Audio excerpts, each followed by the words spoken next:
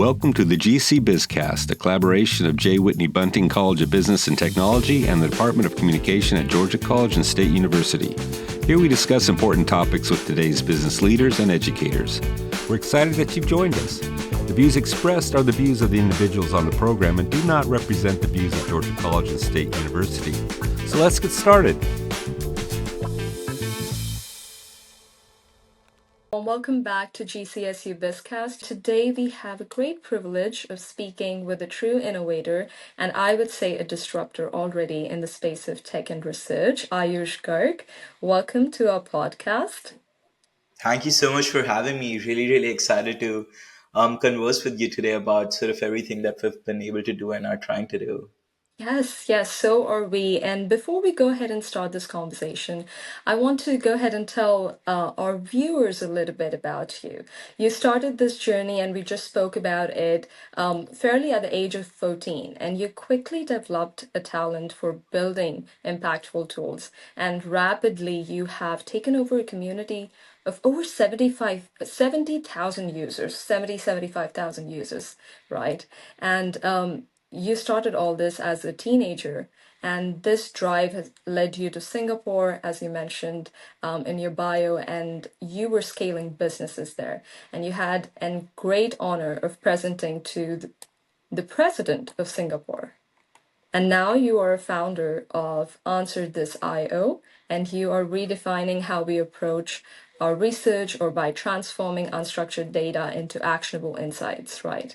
And Ayush, you have not only built a startup from scratch, but you are also heavily involved in open source. And you are a scholar at Richmond. Being a student, how do you juggle all this? To begin with, that would be my question. Yeah, first of all, thank you so much for the amazing introduction. I'm truly flattered. That's like sort of cherry picking all of the ups in this roller coaster of a journey. But when it comes to managing time across all of these commitments, I think at some point you just realize that you can't sort of prioritize everything. So it really comes to a matter for at least me about picking up what do I really care about. And I've Mhm, sort of realized that, yes, I care about this big problem about solving mhm, for science, and I'll make that my first priority. Obviously, education is important. So I'll try to do enough where, once the company bar is filled, I still have a little bit of time to pour into this. And that's then the right. rest of the priorities sort of jump down in the priority list after that. So I really wouldn't say it's as balanced as people would think, right? When people think of time management, they Mhm, always try to think of a balanced life with sort of mhm, everything running in synchronicity. But I mhm, really like to follow a philosophy that was actually shared by Naval, who's a mhm, great thinker and entrepreneur of our times. And he usually follows this framework where, humans are built like intellectual athletes. And this is directly paraphrase of what he was saying. mhm, So usually recommends that you try to think of something and then effectively sprint towards it. After mhm, you've completed that sprint, you sort of mhm, rest, then you mhm, reevaluate, you reassess,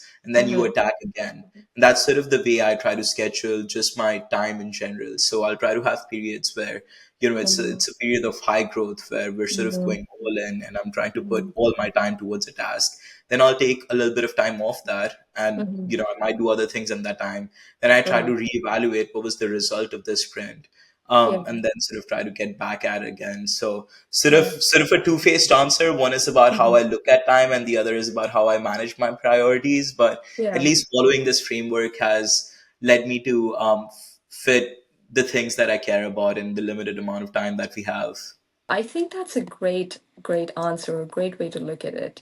And I was very intrigued at the age of 14, kind of stuck with me a little bit because this is the time where most of us don't know what we are up to, right? What direction do we want to go to? Matter of fact, I would say there are a lot of youngsters who, even close to graduation, do not really know what field they want to pivot into.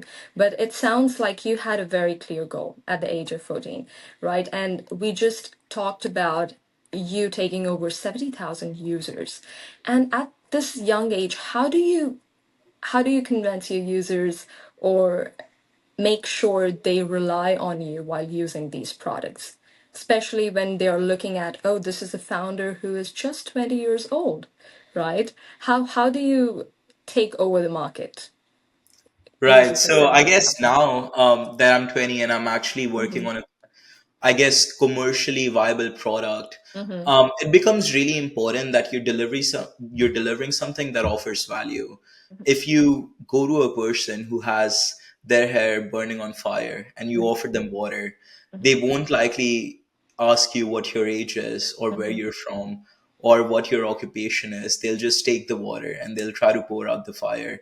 That's sort of, I think, how entrepreneurship is. And Mm-hmm. you usually try to solve problems that are sort of the hair on fire problems. Mm-hmm. So when I go with a product like Answer This to our consumers, usually they have already been bogged down by the problem of Mm-hmm. conducting literature reviews and reviewing literature so much that Mm-hmm. they're happy to try out a solution. And Right. from all of our marketing, they Mm-hmm. usually know that yeah, it's a young product, Mm-hmm. but they don't hesitate in trying a new product out because the entire space around this entire area, right?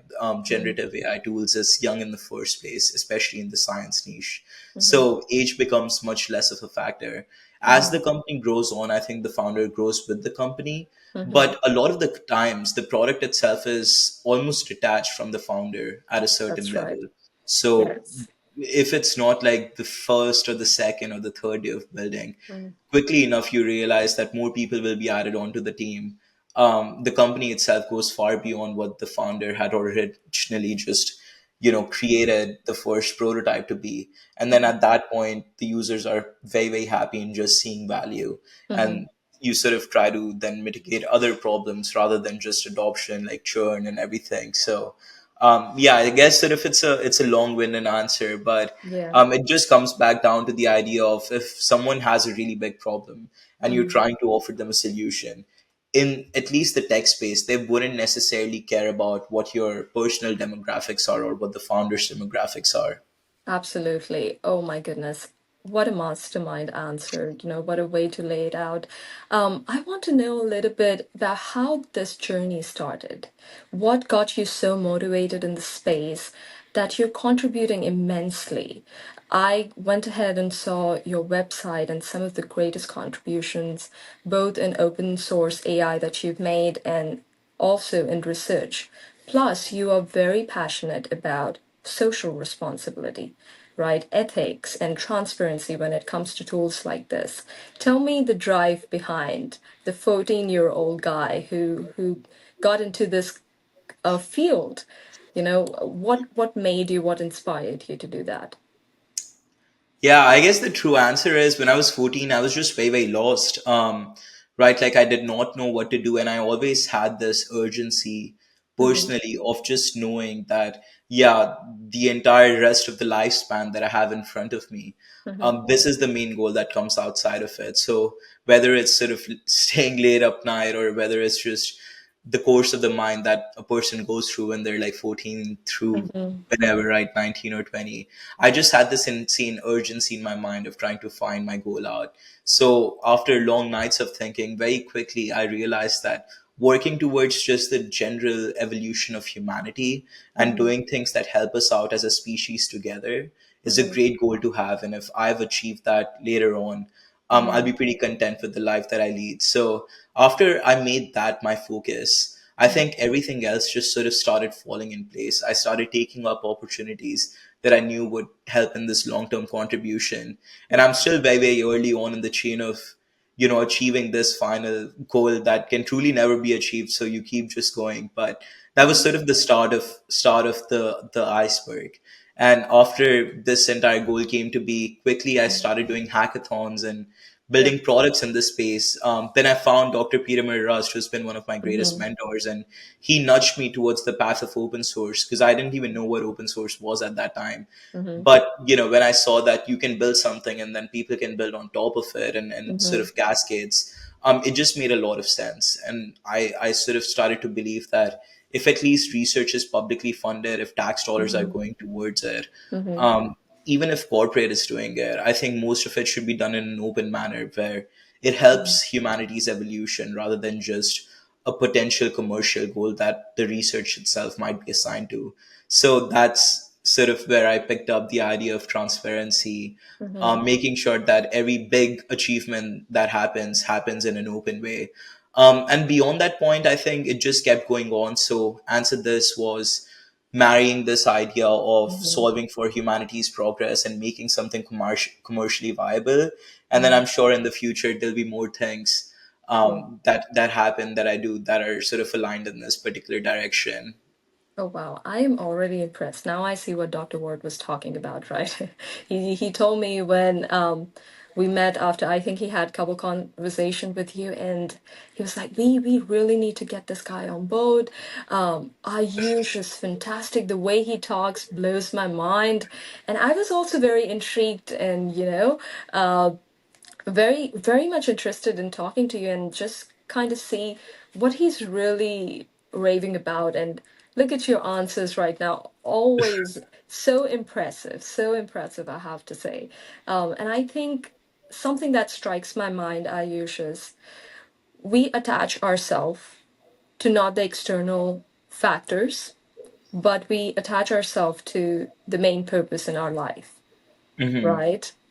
That's what I'm seeing in you. Your purpose was to enhance human life. What are the ways you could contribute in society, whether it's from your interest in technology? But these days, we have the societal pressures of just performing for the sake of materialistic things, right? But I really was impressed seeing how you attached yourself to the end goal, the bigger purpose in life, and not just getting out there, getting a job, making six figures, and you're done with your life. So it's very interesting to see how at the age of 14 you had such articulated thoughts and such bigger thoughts than your age, I would say. So that's very fascinating to know. What is Thank you so much. Yeah, no, I'm very, very flattered. Yeah, no, of course. I do see so much potential in you, and just like you mentioned, um, whatever the future holds for you is going to be amazing. I can already tell that.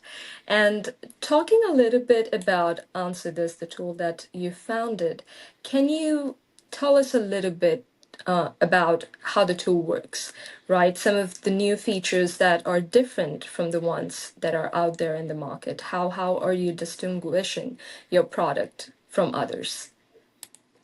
Yeah, sure. And before we jump into this, really would even just like to start off with what is the Mm-hmm. core problem that we're Mm-hmm. trying to solve? And a crazy statistic Mm-hmm. that I sort of read the other day was, every 5 minutes, I think, a new research paper comes out. That's sort Mm-hmm. of like 13,000 and 1,400 new papers a day.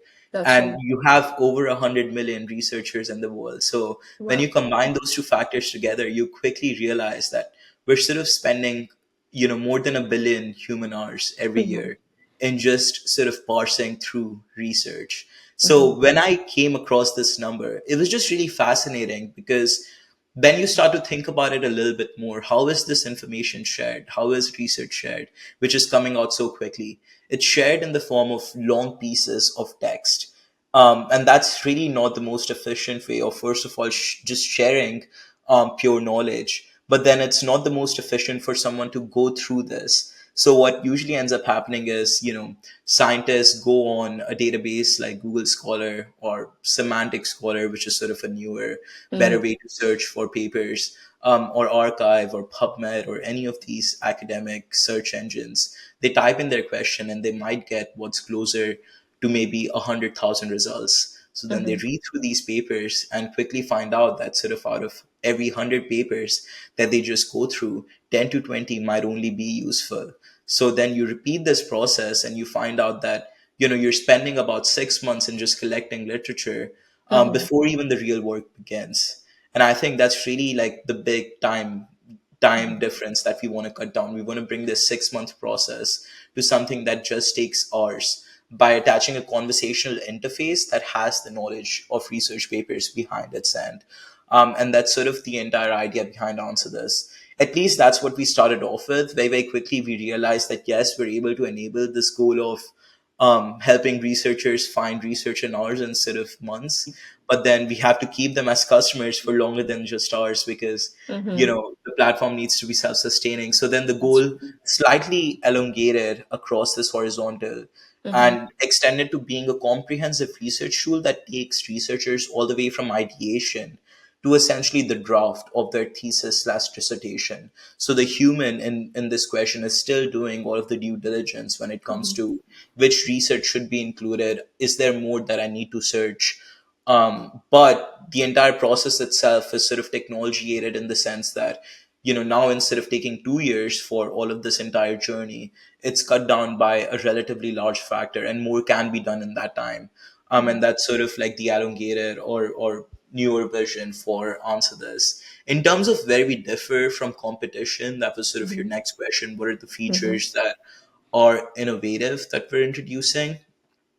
It's really behind what we want to create. So what sort of every and I think the competition is really good in this market. I actually love Mm-hmm. seeing new competition spring Yeah. up because at least in the larger segment, the more money gets poured into this problem, the better Mm-hmm. off everyone will be. I don't really think that it's going to be a zero sum game where only one company wins, but we Mm-hmm. might have an onslaught of new companies that are sort of disrupting Mm-hmm. the hierarchy or sort of the monopoly that we've seen with the Yeah. previous holders in the academic space. But the difference in terms of what we're doing right now is we are able to parse multiple papers through our model and output an efficient result with entire line by line citations back to the original paper. So Mm-hmm. you type in a question and to answer this, it sort of searches all the relevant research and it Mm-hmm. actually gives you a scoping literature review of whichever field you were trying to research, along with direct citations as to where the information came from. Then you can take those sources, save them, and only search those sources. So we're sort of developing a workflow in which the human still has the whole due diligence piece in mind, but all of the searching through these papers gets done in a very quick and efficient manner while giving citations so that the result itself is verifiable. And that's sort of at the core philosophy of what we're creating, where the competition might be tangential, it might be potentially doing a similar task, Mm-hmm. but in our mind, we're creating the comprehensive pipeline that takes everyone through ideation all the way to their thesis following this mechanism. Mm-hmm. Wow. Wow, that's a great tool. Is there a way that we could demo this product at all by chance? Yeah, actually, sure. Here, if Yeah. live Yeah, demos are slightly scary, but I'm happy to do one. I yeah. think If we the product can, is no stable pressure enough. at all. Yeah, yeah, no, let's do it. The product is stable Yes. enough to the point where I think, Okay. yeah, maybe if you asked me 3 months ago, I would have been Yeah. slightly more hesitant. Yeah. But this is what the answer this interface looks like. Okay. Um, and you can start off by typing any question like, how Mm-hmm. does climate change impact biodiversity? I have Mm-hmm. just a few questions over here. Right. Just for the purposes, because it does take Mm-hmm. quite some time for the result to be produced, 1 or 2 minutes. I'll pull up one of my existing searches here. Okay. So this is actually what I was researching myself. I wanted to learn how you can effectively split PDF papers into meaningful Mm-hmm. chunks, which is sort of a Mm-hmm. field of natural language processing, effective chunking. And just by typing out this question and waiting for a minute, I actually got a personalized literature review designed for this question, which I was able to go through and figure out that, yeah, I can use ontologies. Context matters a lot. And the context of a paper is really important, but also there's libraries like PDF Miner, PyMu PDF that offer basic PDF extraction capabilities. You need to clean the text. You need to have sentence boundary detection, which you can do either through NLP tools or just simple regex. That's right. And then a couple more advanced topics. So this is sort of a very good example of the value that Mm-hmm. answer this gives. Just by typing one single question, I was able to Mm-hmm. save myself all of the research hours by getting Right. an entire summary of the entire field for myself. And the Right. difference really here versus any other regular workflow is if I was doing this myself, I would have put this question onto Google Scholar, try to find a review paper, read through large Mm-hmm. segments of it, and then try to form something like this myself, which still takes Right. considerably more time than just a minute that Answer This Yes. took to produce this result. And Yeah. that's sort of like a small demo. There's more things you can do. You can save papers to your library. You can chat with them. You can extract data. So if I wanted to sort of, find out the limitations of each of these mechanisms, I could add that column to my list of sources that I have here. So I know that there's limitations in the accuracy and efficiency of PDF extraction tools. Spacey performs the best. Other tools may struggle with precision. But the main core component of Answer This is this literature review piece that was just created in a minute and was able to provide me with value that saved me hours of research on even just this one simple topic that I was researching to actually make Answer This better. So the entire philosophy again on top of this is, I think in my mind, Mm-hmm. this time compounds. Mm-hmm. At every step of research, you might be asking multiple questions that build up to a larger question. It's That's not right. necessarily that Answer This is just saving 20% across a single question Mm-hmm. that you're solving. It actually is saving you 20% or 30%, or in this case, it probably saved me hours on every single question along the step. That's So right. the time difference compounds, and Mm-hmm. the amount of research someone was producing across 4 years before now Mm-hmm. might be, just with this tool, cut down to a single years of time in which they're able to produce the same result. That's right. Oh my goodness. That was a great demo. I cannot wait to get hands-on with your product. Is there a trial session to this tool, or how does this operate? Yeah, I guess the business model here is, Mm-hmm. anyone can just sign on and they get 6 free queries to try out the value that Answer This gives. And once they sort of see the value and want to go deeper, they can subscribe to our $22 per month subscription. Yes. There's also an yearly plan where they can save up to 40%, but Okay. it's sort of a similar subscription to something like ChatGPT, where it's pretty standard. You just subscribe monthly and then you get unlimited access to all the features of the tool itself. We also partner with universities directly and provide access Mm-hmm. to all of their students. So Yes. hopefully, if your university is interested, we can talk more about that later on. But yeah, those are sort of the two main financial models that we follow to support the development. That's amazing. And how long, tell me the age of this product so far. Yeah, so from ideation, this Mm-hmm. was really in the pipeline since years, right? Everything that I had been building on before, notably Pygate papers and doc analysis, they Right. sort of led the ground vision for what Answer This Mm-hmm. became. That's But right. really, the entire product development started about a year and a half ago.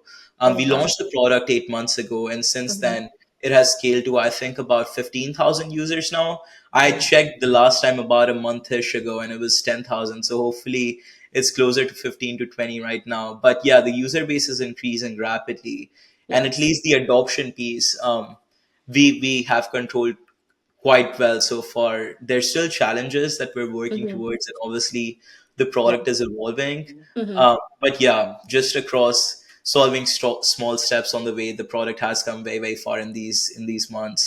Yeah. Yeah. Wow. That's amazing. And I wanted to also next dive in a little bit about balancing efficiency and accuracy when it comes to AI research, right? It's a space, I would say, we face a lot of trade-offs between processing unstructured data efficiently and ensuring that the output maintains a high degree of accuracy. So with Answer This, you're converting unstructured data into structured insights, right? And how do you handle this balance? Are there any particular machine learning or NLP models you rely on to maintain this balance at all? Yeah, actually, that's a really, really good question. No one has asked us this so far, but it was a core decision that we had to Mhm. make, very, very, very, very early on in the product cycle itself. And sort of the insight that we realized, when we asked our users about speed and latency of the product, was really what Mhm. it is a huge trade-off between, three main things. It's Mhm. time, to actually process the data. It's a cost at which the data gets processed, Mhm. and it's the accuracy of the result that gets produced. And what we realized was, even though the users say that they don't really care about the speed and the accuracy matters a lot more to them, Mm-hmm. in our experiments and just by viewing their behavior, people actually care about the speed a lot. And They that's do. sort of due to factors like lowering attention spans and other tools giving results in microseconds. So it sort of flaws the Mm-hmm. perception of minutes in your brain, right? When was the last time you had to wait a minute to see an answer? Mm-hmm. Probably never Absolutely. in any major website. So the users do say that they prefer accuracy over everything else. Mm-hmm. Really, what it is a sweet spot in between when they feel like they haven't waited enough, Mm-hmm. but the value that they're getting is worth the wait that they had to do. So they're not waiting Mm-hmm. too much to the point where asking a subsequent question might become a hassle internally, where they're like, oh, I'll have to wait a minute, might just use something else. Um, Mm-hmm. so the wait itself is short enough where it doesn't feel like a long wait, but the value that users get out of it is enough to the point where they forget sort of that they even had to wait, because now they have all of this value that they need to parse through. That's In right. terms of what we sort of did to maintain this balance was, Mm-hmm. give ourselves basically a user experience Mm-hmm. mind. Mm-hmm. So when I develop, or when the team develops a Mm-hmm. new processing mechanism and answer this, we really try to stress test it under one main condition. In Mm-hmm. terms of the user experience, how will this affect the perception of the result that's coming in?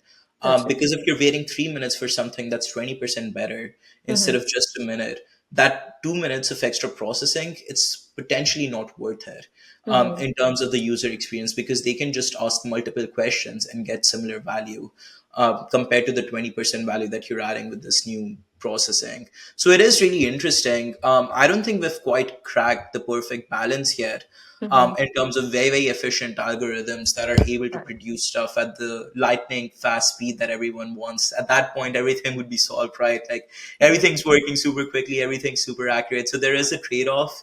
But at least the mind that we look at the trade off in is really not about a particular time that we have said that all of our processing needs to happen under this certain time limit, but rather the user experience. If That's we right. take in the processing from the user's perspective, for Mm-hmm. the amount that they have to wait, how much more is the value that they're getting worth to them? And is it really worth to trade off or not? And then cost, I think, is the last factor that you consider. Mm-hmm. Usually in early stage startups, unless your margins are too across the board crazy, cost is one sort of efficiency factor that you can Mm-hmm. fix way, way later on. You can That's bring right. in professionals, you can bring in teams. There's always ways to lower down cost. Yeah. So at this point, we're not even thinking about it. We have good margins, and Mm-hmm. all the processing happens in a reasonable enough dollar amount that the subscription makes sense. Mm-hmm. But yeah, cost is our last consideration. That's right. Especially when it comes to startups, just like you said. Would you or have you explored any lightweight models or, knowledge distillation to optimize that performance or sacrifice accuracy at all? Yeah, no, definitely. I think lightweight models is really the key to a lot of Mm-hmm. the internal processing that happens in Answer This. First Mm-hmm. of all, the rule that we do follow internally is, if anything can be prevented from being an AI model, Mm-hmm. usually it's better to not use AI in cases where you don't need to use it. So Yeah. people have sort of made AI a medicine that they feed to every problem. I don't think that's right, Mm-hmm. largely because there's a gap in between explainability of models and what the results that they are produce, and also the cost that goes into running this Mm-hmm. large vector processing that comes with every AI model that you run. So a lot of the processing, right, we just follow normal rules in it, and there's Mm-hmm. very clever rules you can create to come up with better processing. Whether it's choosing which chunks of the paper should be provided, largely the abstract contains a Mm-hmm. very dense amount of information, so you don't need to create a summary of the paper itself. You can just use the abstract as a de facto summary. Mm-hmm. But also, which paper should we pay the most attention to? Probably the ones that are recent, or the ones that are most influential and have the most citations. Mm-hmm. So we don't really need to necessarily do a lot of internal processing if we just apply these basic de facto rules in making our answers themselves better. And then when it comes to the actual generation piece of it, we actually largely stay away from using state of the art models in that processing. Mhm. Because even if you look at, let's just take Anthropic's new models that have been coming out, Mhm. the state of the art model that they have is only about 20% more efficient in a lot of data sets than their lower faster model, and the lower faster model is 10 times cheaper than the state of the art model. So our trick is to always go for these very efficient, Mhm. but still largely accurate models that are one below what the state of the art is. And it's sort of like the difference between playing a game on an iPhone 11 versus iPhone 16. Even though you know that the game will probably run better on an iPhone 16, the difference is so marginal That's that, yeah, right. even if you were handed a beautiful game on an iPhone 11, you'd still love to play it. And Yeah, you'd barely notice the difference because, you know, the 20% efficiency, it's in very, very difficult problems that that's right. the better model performs better, and largely you don't need that performance increase.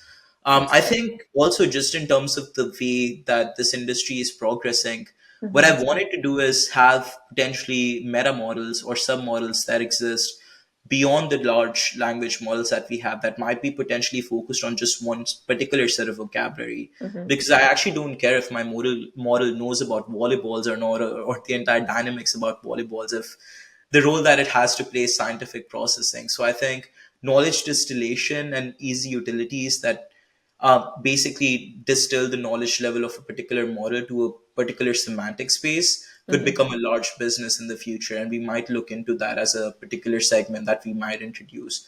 But yeah, the short answer to the long story is lightweight models are very, very useful, and they're sort of at the base of what we form our entire architecture around. That's right.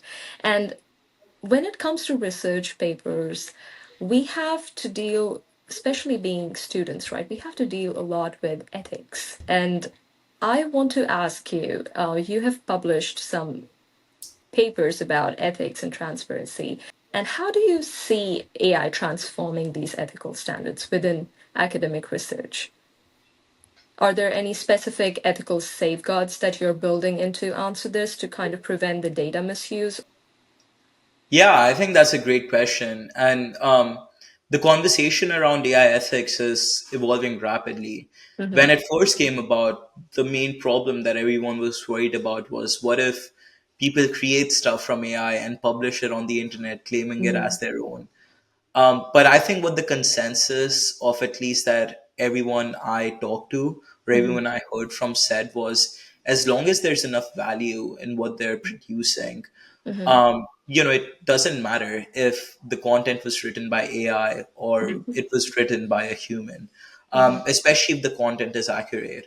And I'm not saying that should be the motto that we follow in academia, but Mm-hmm. that's sort of an observation that I made along the way. If someone is producing something worth value, Mm-hmm. whether it was produced by the AI or whether it was produced by the actual human through a more grueling process, it's only a step of efficiency that they've introduced. When Google came about and Yeah. the entire searching process changed Mm-hmm. from going from a website to another website to now having this directory, we had a similar conversation happen Mm-hmm. then, right? Is this That's right. ethical? Yeah. Is this not ethical? Things are Yeah. coming about very, very quickly. The summaries that Google gives, is that Mm-hmm. okay for them to give? What if the answers lie in those summaries That's right. themselves and people don't go to the websites? Mm-hmm. And I think the similar conversation happened in AI, but the answer was clear. What matters is the value of what's being produced. The other thing was, what if, right, knowledge gets stolen and Mm-hmm. attributes get rephrased by AI. So Mm-hmm. something that someone else has done, AI Mm-hmm. sort of spits it out back to you, and you claim it as your own. Yes. And I think that is the true struggle that we have right now. Because, yeah, right, we can all agree that value matters a lot more than attribution, Mm-hmm. especially if what you're introducing is a manner of efficiency. But what about attribution from all the training data that might have went into the AI that went into composing their answer? And in that case, I like what we're doing at Answer This as a Mm-hmm. model. So any data that we cite, which is coming Mm-hmm. from a previous source, we actually almost force the model to tell you where it's coming from. So review papers in general, the entire philosophy around them is you talk about previous research, but you Hmm. cite where the information you're saying comes from. And That's that's right. sort of the same model that we've put in Answer This itself. That's right. And I think even as AI sort of moves forward, that's the model that we should be following. If it's giving something Hmm. verbatim that someone else has already said, then largely it should be giving that while giving out citations. And That's right. in terms of now the third problem, which I've Hmm. observed at least in terms of this entire space, is data training, right? What Hmm. data can my AI be trained on? In Hmm. that case, I really feel like what was claimed as previously open and accessible Hmm. might need to be revisited, Hmm. because you're adding sort of a new commercial model that we haven't ever seen before be put into a place. So I think website publishers and even Hmm. paper publishers should be given the opportunity to monetize if their content is being used to train a particular AI model. And the internet that I imagine in 2030 or 2040 will be an internet where the front of it might be an AI, but every useful piece of content that you're producing, there'll be more efficient ways of monetizing it, where if it gets Hmm. cited in the AI, you get Hmm. some profit out of it. So we'll probably rely less and less on ads and more on actually monetizing good knowledge. Yeah. So that, I think, is a model that actually will benefit all of us. Hmm. And AI could be the disruptor that causes us to move in that way. With this great model, I somewhere see it is taking away the credibility from humans when we now go on publishing some research articles and when we have tools like this. Who would you say holds more credibility here, humans or AI? Would we be able to sort of take full accountability of what we've, written or published, you think?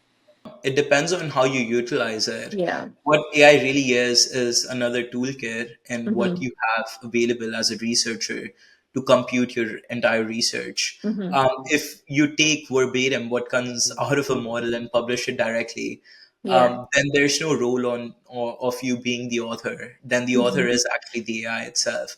So That's I right. think in that situation, Mm-hmm. um, the AI probably will not be uh, ethically used, but that is because the person itself is not using AI ethically. Ethically, that's And right. I think we haven't reached that point just yet where AI is able to compute entire research Mm-hmm. articles. But Mm-hmm. let's say that we do reach a point, and I'll throw Mm-hmm. this back to you, where AI is able to produce entire literature reviews and Mm-hmm. content that can be published in highly relevant journals, and it Mm-hmm. will pass through without any difficulties. At Mm-hmm. that point, what's even the use of humans doing that work, right? Like, you start Right. to think that if AI can produce this, then Mm-hmm. should we really be doing this as a task even ourselves? I think Right. at that point, yeah, you have to rethink what Mm-hmm. research looks like. And you Yes. can't have people who just guard it with Mm-hmm. pitchforks and say this has been the way it's been done for thousands of years, so this will be Mm-hmm. the way that it will be done in the future. We Right. might actually completely scrap the entire idea of taking all of the knowledge and putting it in the form of a literature review, Mm-hmm. because AI might make that entire task completely redundant. We might Mm-hmm. just shift our focus on delegating this entire task to AI, and the humans actually focusing on creating new innovations. Mm-hmm. So, in that sense, the ethics will just change. Right. And what was not okay before now becomes redundant because Mm-hmm. the field has changed completely. Back in the day, and this is a really good example, when calculators were just introduced, there was a margin of error that Mm-hmm. sometimes could come about with calculators, and you had human verifiers doing calculations just to make sure that the output is correct. But that became redundant, and humans Mm-hmm. moved on to better and bigger things. That's what might happen here. A lot of people are afraid because it's changing a big part of what they've known for their entire lives. But Yeah. I think that's just the world that we live in. We can't hold dear Yes. practices to our heart That's if right. there's something better that comes in and disrupts it. And I think we're That's at that right. point now where I might be the disruptor that comes in and takes this entire idea of literature review and potentially even mitigate it. We haven't Mm-hmm. reached there just yet. So there's Mm-hmm. still conversation that needs to happen from that point to now. Mm-hmm. But in my at least mind, and what I'm predicting is, especially with the research that we're doing even internally at Answer This, we're not far away from that point.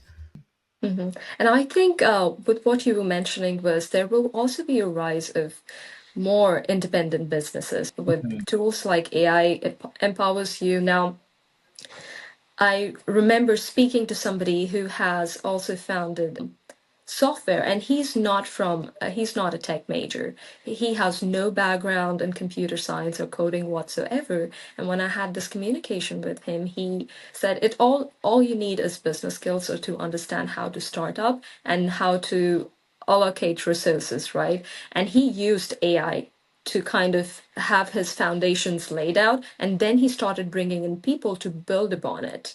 So that Mhm. was very interesting to learn. Yeah, yeah, and actually, this gap between adoption and Hmm. the technology will give rise to multiple startups like Answer This that Right. sort of create a wrapper in between what the technology is and Hmm. how to put it in an efficient manner where users can adopt it really well. So That's right. even just this process of having a great technology and having Hmm. consumers that might not be operated directly gives Hmm. rise to an entire space where multiple startups can come in. I think it's projected to be closer to $1 trillion new industry that we're creating. So definitely a lot of new jobs coming in these new companies that are coming up. So we've spoken a lot about Answer This and all the technicalities that goes behind it. I want to talk to you a little bit about you as a student, Ayush, or Ayush as a person, I would say.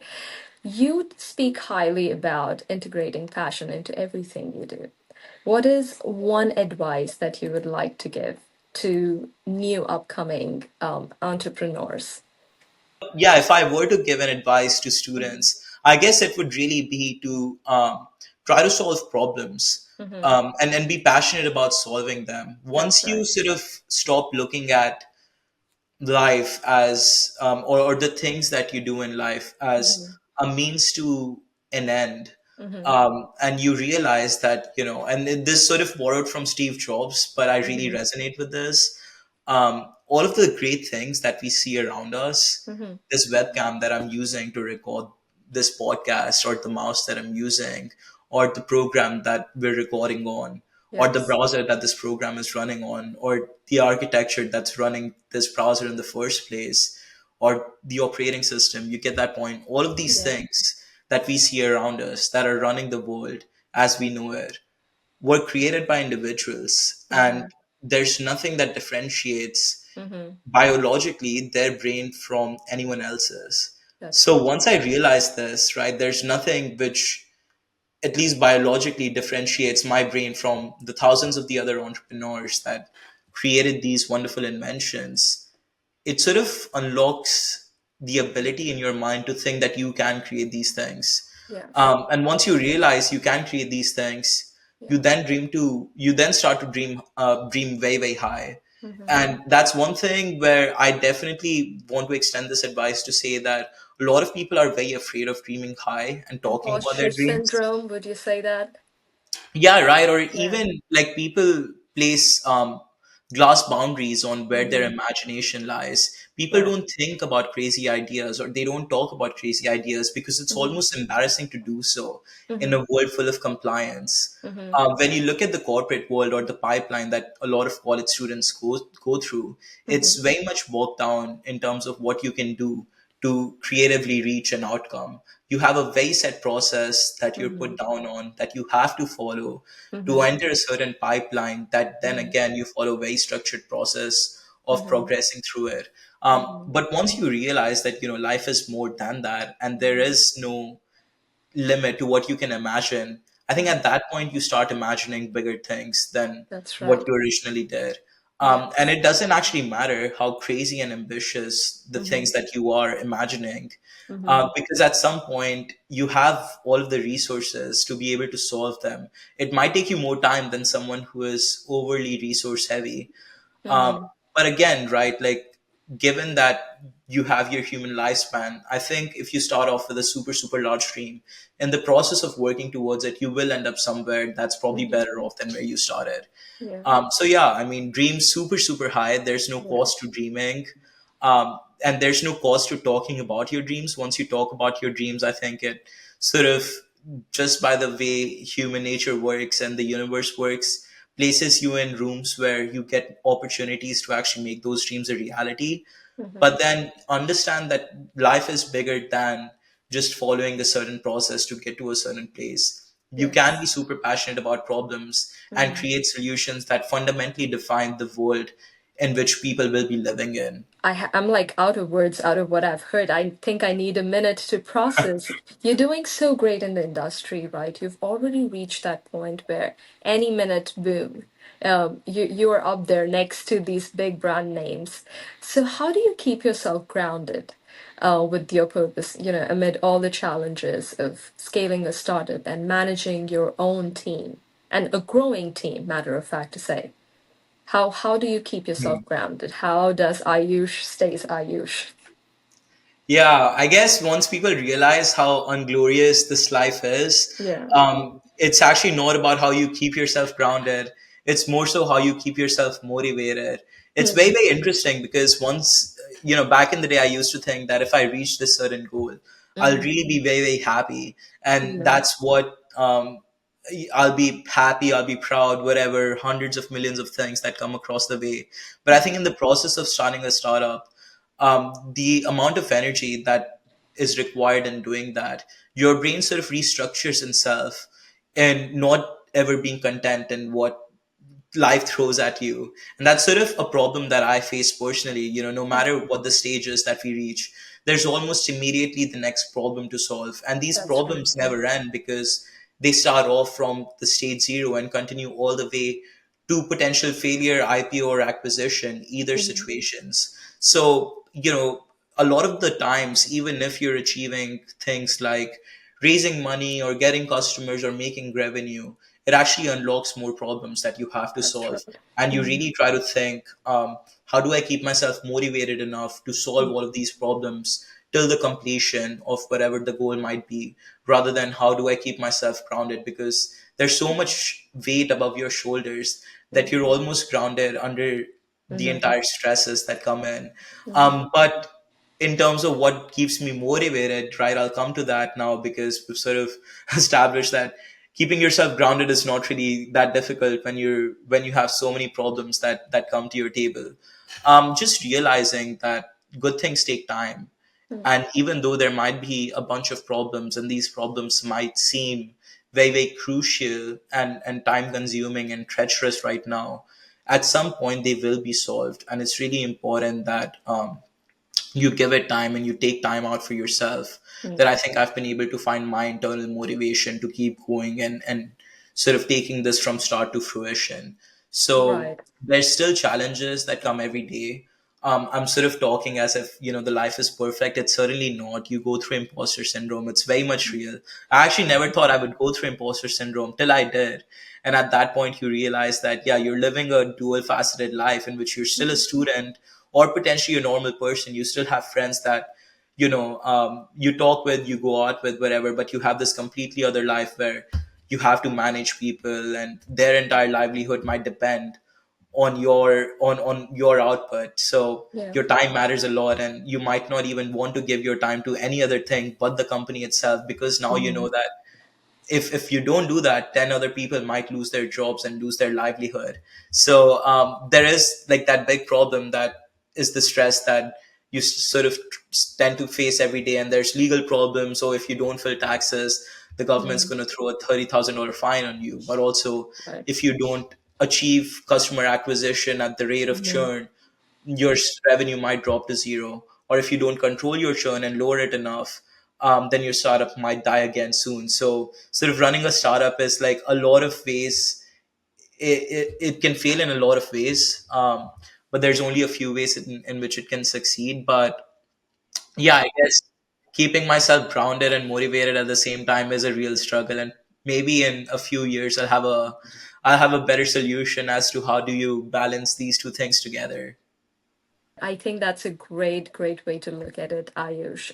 It is so motivating and inspirational to see um, such a young mind like you, with so much growth and so much wisdom, I would say. Knowledge is one thing, and having wisdom, I think, is a greater thing.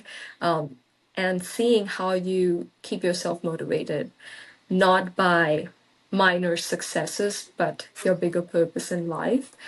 And I think that is the biggest message that most of the students, after hearing this podcast, will take from. And thank you so much, by the way, for having me on the startup in the Yes. first place. I think the discussion that we had and the questions you asked were really, really insightful. They caused me to think in terms that I never really connected before. Oh, And wow. I'm I'm really glad. happy going outside of this with sort of a newfound inspiration. So thank you so much as well. And yeah, I mean, for all the students as well, just want to remind them Yeah. that it's really important to not put themselves down, Mm-hmm. to think of all the bright things that are happening. I think it's sort of fascinating that we're born in such an amazing time when so many things are coming about, Mm-hmm. and sort of at the same time, right? Medicine is progressing Mm-hmm. at an unfathomable pace. Tech is progressing, as everyone knows. Manufacturing is, so Yes. a lot of things are growing very, very rapidly, and it's very important to be grateful to be born in Yes. this time. But also, yeah, there's a lot of unsolved problems. So Yeah. anyone who wants to go solve those problems can solve them and dream Yes. really, really big. That's Yes. sort of what want to the note that I want to like end this podcast on. Yes, absolutely. And I think after this, they would be able to see that. They would be able to peep in a little bit and ask themselves a question, hey, what's something that I can do, in my life that would be worthwhile? So I am really looking forward for this podcast to come out soon. So with that, we will call this podcast a wrap. Nevertheless, we will have the privilege of having you soon. Not if in person, if that happens, amazing. But I hope once again in our podcast to kind of hear what are some of the new things that you've come up with, and I'm sure there's always growing after this for you. Something that I can see in you is Ayush. You, way to go. That's all I can say at Thank this you so time. much once again. Yep. Absolutely. Well, I hope you feel better. I hope you're recovering well. And audience, we will call it a wrap. Thank you so much for joining with us today. And I will see you next podcast. Bye bye. Bye bye.